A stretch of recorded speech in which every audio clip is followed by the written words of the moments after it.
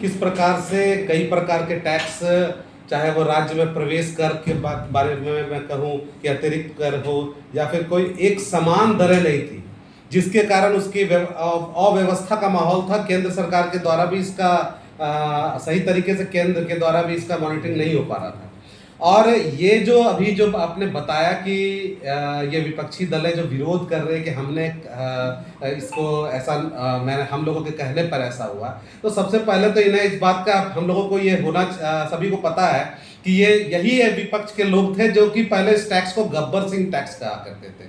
और गब्बर सिंह टैक्स का मतलब ये समझते थे बहुत लोगों के ऊपर किस प्रकार से भार लोगों को गुमराह करने का काम किया। और अगर ये इतने सक्षम थे तो इस देश में 65-70 वर्षों तक इस देश में इन्हीं के शासन व्यवस्था रही थी, तो इतने सुधार का काम इन्होंने क्यों नहीं किया? ये सबसे पहले इन्हीं से पूछना चाहिए।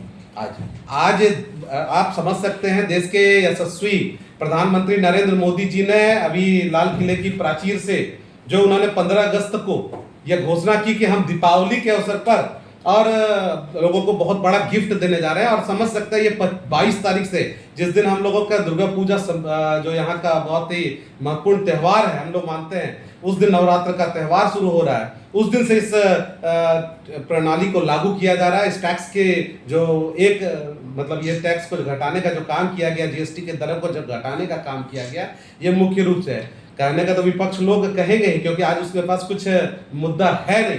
अब वो अपना क्रेडिट लेना चाहेंगे, लेकिन नरेंद्र मोदी जी ने जो महत्वपूर्ण फैसला किया है, खासकर हम देखेंगे, अगर मैं कुछ बात करूं कि आम जनों से जुड़ा हुआ जो टैक्स है, ये कहा जाता है नेक्स्ट जनरेशन के लिए सुधार का काम करेगा।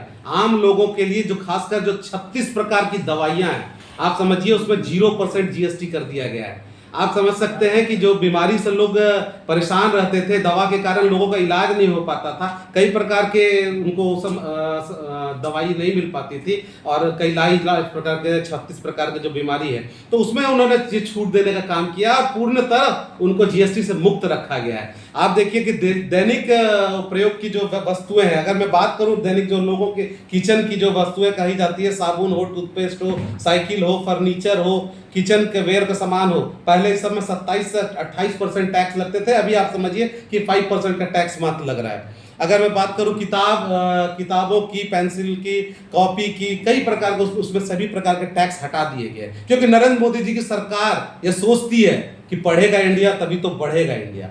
तो ये सब चीज लेकर हमारी जो सरकार है ये सब काम कर रहे हैं। आप एक सिंपल सा उदाहरण